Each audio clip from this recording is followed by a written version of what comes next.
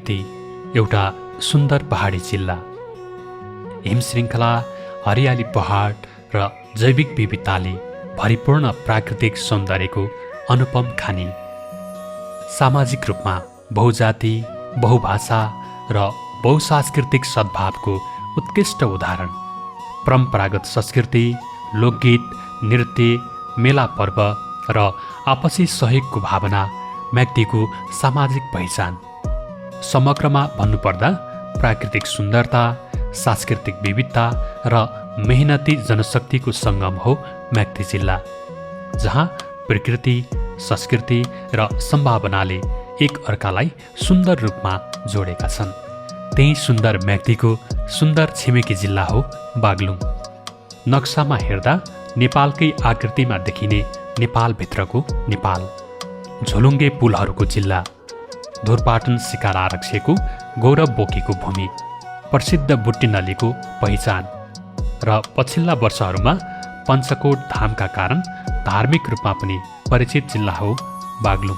त्यही बागलुङको पवित्र भूमि पञ्चकोट धामको समीपमा अवस्थित घमालथरमा विक्रम सम्वत 2054 साल मङ्सिर 23 गते बुवा दिपेन्द्र कुमार विश्वकर्मा र आमा विष्णुमाया विश्वकर्माको कोखबाट दोस्रो सन्तानका रूपमा एउटा बालकको प्रादुर्भाव भयो। जीवनको उन्नति र सम्भावनाको खोजीमा म्याग्दीको बेनी बजार सरेका बुवा आमासँगै सोही बालक बेनीको माटोमा लडीबुडी खेल्दै हुर्किन्छ। काली गण्डकी र म्याग्दी नदीको बहावहरूसँगै जीवनका मूल्यहरू सिक्दै अघि बढ्छ। त्यो परिवार सामान्य साधारण थियो, तर सोच असाधारण, जहाँ मेहनत पूजा थियो, इमान्दारी गहना र सेवा नै जीवनको मूल मन्त्र। एक अनुशासित बुवा आमा, सादा जीवन उच्च विचारका प्रतीक, जसले सन्तानलाई सधैँ यही शिक्षा दिए, पदभन्दा ठुलो कर्तव्य हुन्छ र सफलताभन्दा ठुलो सेवा। त्यही संस्कार, त्यही अनुशासन, त्यही जीवन दर्शनको जगमा हुर्कदै त्यो बालक एउटा जिम्मेवार युवामा रूपान्तरण हुन्छ। धुरपाटनका समथर फाँट जस्तै फराकिलो मन, झोलुङ्गे पुल झै सम्बन्ध जोड्ने क्षमता र बुट्टे लौरी जस्तै अरूको सहारा बन्ने दृढ इच्छा शक्ति बोकेर म्याग्दीको माटोमा झनै परिपक्व बन्दै जान्छन्। सानै उमेरदेखि म्याग्दी जेसिसका गतिविधिहरू नजिकबाट हेर्दै हुर्केका उनै युवा एक दिन प्रस्तावित सदस्यका रूपमा म्याग्दी जेसिसमा प्रवेश गर्छन्। त्यसपछि उनको नेतृत्व विकासको नयाँ यात्राको सुरुवात हुन्छ। जेसिसको सदस्य बनेको यो सुनौलो 8 वर्षमा विभिन्न कार्यक्रमको संयोजन, जिम्मेवारीपूर्ण पदहरूको वहन, अथक परिश्रम र अनुशासन मार्फत आफूलाई एक सक्षम, ऊर्जावान र भरोसायोग्य नेतृत्वका रूपमा स्थापित गर्न सफल हुन्छन्। ती युवाले व्यवहारबाट प्रमाणित गर्दछन् कि नेतृत्व आदेश होइन, सेवा हो, धैर्यता हो र एक उदाहरण हो। अध्ययन, मेहनत र इमान्दारीसँगै जेसिसको मर्म र भावनालाई हृदयदेखि आत्मसात गर्दै मनमा अनेकन सपना मध्ये प्राथमिकतामा राखेको सपना हुन्छ म्याग्दी जेसिसको शाखा अध्यक्ष।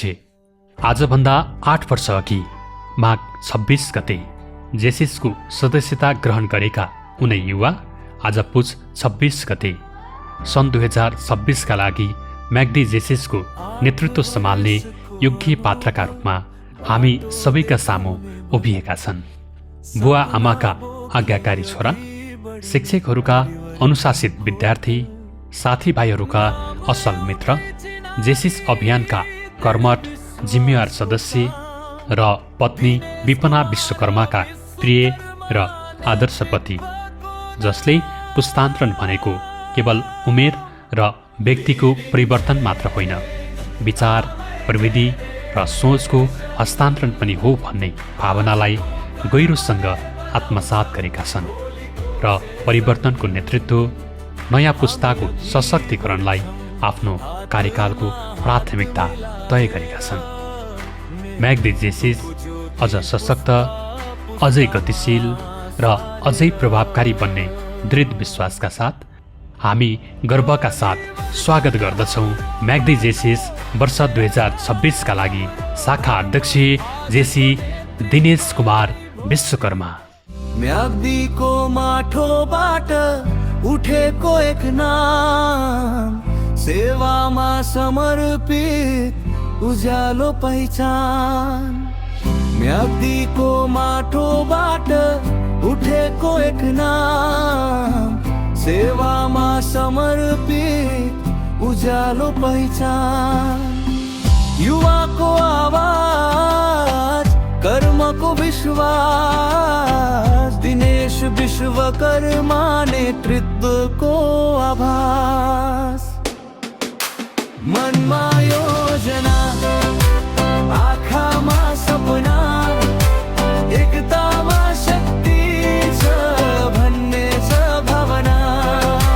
मनमा योजना, आँखामा सपना, एकतामा शक्ति छ भन्ने छ भावना।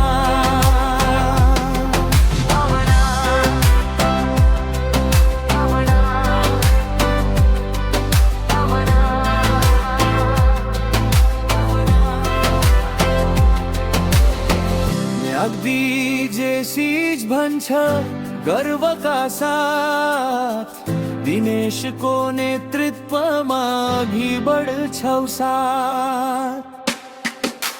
मनमा योजना, आँखामा सपना,